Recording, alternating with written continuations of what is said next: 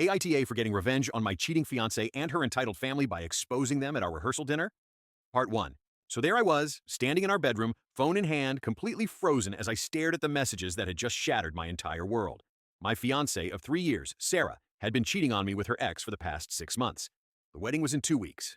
I never saw it coming. We met in college, dated for 4 years, and I proposed last summer during a trip to the coast. Her family had always been difficult. They came from old money and made it clear I wasn't quite what they had in mind for their precious daughter. Her father, a corporate lawyer who never missed an opportunity to mention his country club membership, would constantly ask about my little job in software development, despite the fact I was doing well at a respected company. The texts were explicit. There was no room for interpretation. Sarah and her ex, Tyler, son of her father's business partner, of course, had been meeting up whenever I was working late or traveling for business. The worst part?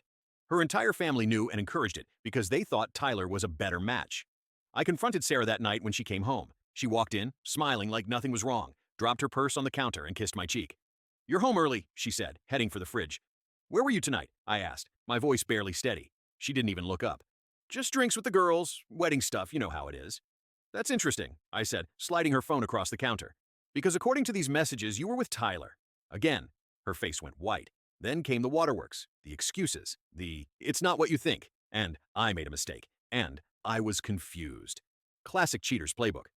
"Your family knows, don't they?" I asked. She couldn't even look at me as she nodded. Over the next few days, the most insane thing happened. Her parents called me, insisting we could work through this little hiccup. Her mother actually said, "All men have to accept certain realities when they marry into families like ours. Sarah was just exploring options before settling down." I pretended to forgive Sarah, told her I understood, said we could move past this, all while making my own plans.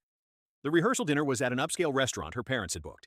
Everyone was there, both families, the wedding party, close friends. Sarah's father stood up to give a toast about welcoming me to the family and how Sarah had finally made the right choice. That's when I did it. I stood up, thanked everyone for coming, and announced I had prepared a special presentation. The restaurant had a projector system for business dinners, which I had arranged to use earlier. Subscribe for part 2.